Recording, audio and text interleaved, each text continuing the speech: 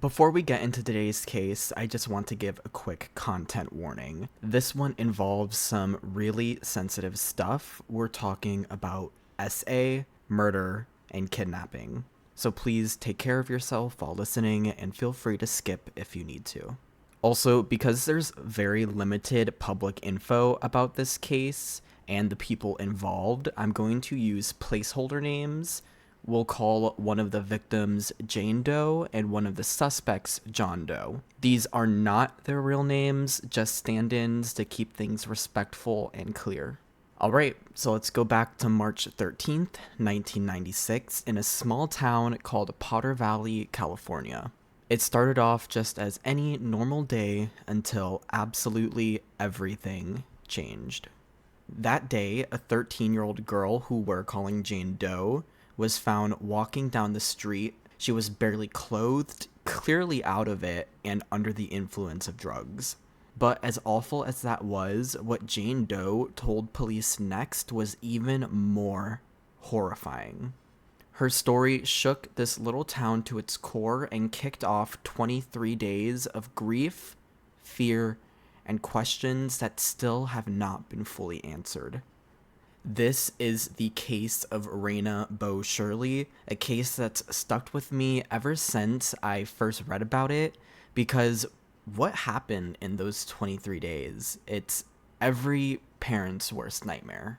So let's rewind to that morning. Raina and Jane Doe, they were best friends, like truly inseparable. They were 13 and 14 years old, just normal middle school girls doing their thing. They went to school, sat in classes, passed notes, the usual for teenagers. Nothing seemed off that day, but here's where things take a darker turn. In one of Raina's classes, she sat just a few seats away from this boy, the one we're calling John Doe. He was just another kid at school at the time.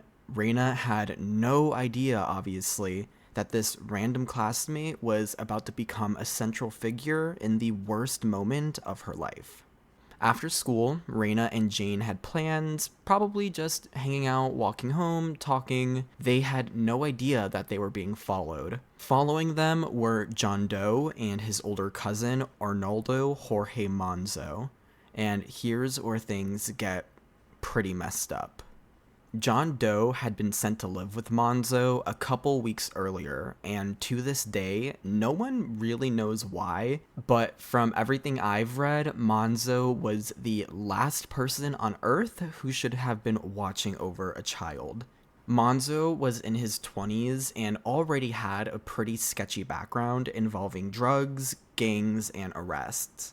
He was clearly the type of guy you would hope never crossed paths with your kid, but somehow he ended up responsible for his 13-year-old cousin.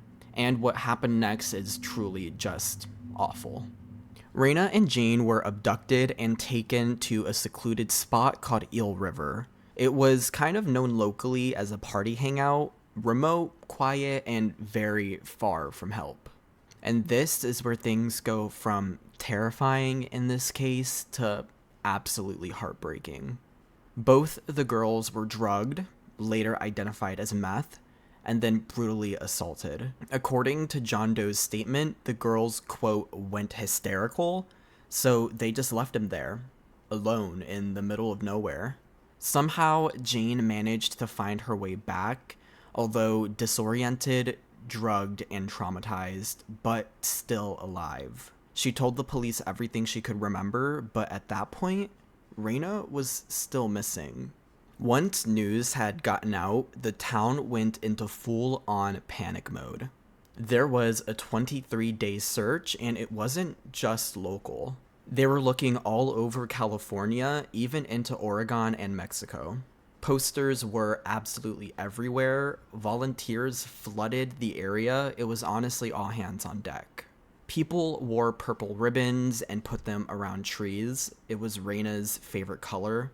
Her mom, Kim, even left a new outfit on Raina's bed, hoping she'd be home to wear it. She wrote in a letter, "Every time I look in her bedroom, I expect her to be there. I bought her a new outfit and put it in her room as a surprise for when she returns. It's the kind of hope that honestly really just breaks your heart. But tragically, on April 4th, 1996, about a mile from where the girls were taken, Raina's body was found in a 4-foot deep eddy. Later on, dental records confirmed it was her. Raina was a creative, energetic, and strong girl. Her room was filled with poems and stories. Her parents talked about how tough she was, like physically tough. Her dad even laughed in an interview showing old bruises from play wrestling with her. After her death, her friends couldn't bear to be apart. They all stayed at her house, sleeping in her room, trying to feel close to her again. One of them said they'd argue over who got to sleep in her bed, just holding on to whatever memories they could. Raina left a huge mark on everyone who knew her. So what happened legally? John Doe, now 14 at the time, ended up pleading no contest to giving drugs to a minor and to misdemeanor SA. He was sentenced to just 1 year in a juvenile rehab program called Rites of Passage. It focused on counseling and education. The judge literally told him, "Don't feel sorry for yourself because you got a break whether you know it or not." Some people, like Raina's dad, hoped maybe the program would help John change, but there were a lot of people that were furious with the outcome, like Raina's aunt, who said it was just a year in a boys' home. Prosecutors tried to push for more time, especially after learning that John Doe and Monzo had gone out to eat right after the assault, joking about what they had done, showing no remorse whatsoever. John Doe's lawyer, though, said giving him more time would be like killing a fly with a cannon instead of a fly swatter.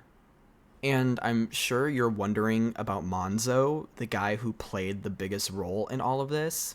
Well, he vanished. After the crime, he fled and was believed to be hiding in Mexico. The FBI even got involved, and there was a federal warrant out for him. Nothing happened for years. It was like he completely dropped off the map. But then, on March 13th, 1999, exactly 3 years to the day since Raina's disappearance, Monzo was found dead. He had been executed, shot in the head, reportedly over a gang dispute while in prison. So, no courtroom justice, but karma caught up to him in the end. Raina's story is one of those that honestly just kind of sticks with you. She was young, full of life, and had so much ahead of her. And even though she's gone, the people who loved her never stopped remembering her through poems, purple ribbons, and memories that still make them smile. This case is pretty painful, but it's also a reminder of how strong people can be, especially in the face of unimaginable loss. If you or someone you know is going through something, please don't go through it alone. Reach out. There are people who care, and there are resources to help. Thanks for hanging out with me today and letting me share Raina's story. If you want more cases like this, where we just talk person to person, go ahead and like, comment, and subscribe. And as always, take care of yourself and take care of each other. I'll see you in the next one.